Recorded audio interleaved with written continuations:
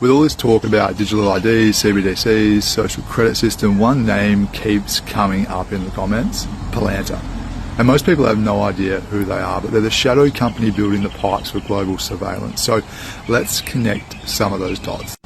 And if you've ever wondered who's really behind the systems being built to track, score, control populations, this crew are the shadow giant at the heart of it all. Palantir was founded in 2003 by Peter Thiel, Alex Karp, Stephen Cohen. You might have heard of those names before.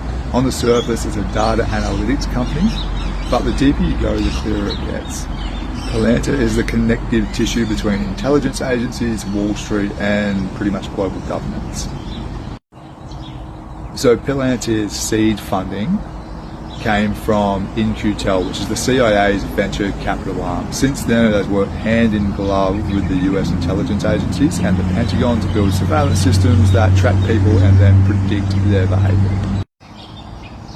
So who's behind that money? Well, names like BlackRock, Vanguard, and other Wall Street giants that I'm sure you've heard of before. These are the same funds that own pieces of nearly every major corporation in the world, and Palantir's influence spreads wherever their capital flows.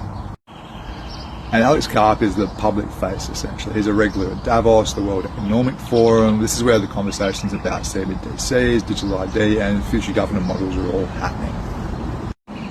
So here's the power web that we need to be aware of. Intelligence builds the surveillance, Wall Street then funds the expansion, Davos then sells the narrative, and then Palantir sits right in the middle of it, making the pipes that connect it all together. This is why Palantir keeps coming up in conversations about digital ID and social credit systems, CBDCs, because when you trace the money and the people, it all points back to the same power brokers. And these guys have ties to a lot of the people that a lot of folk think are the saviours. And it's the same narrative being pushed in those circles: national defence, safety.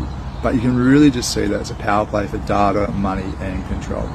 At the end of the day, no one is coming to save you. So empower yourself with knowledge and then arm yourself with solutions.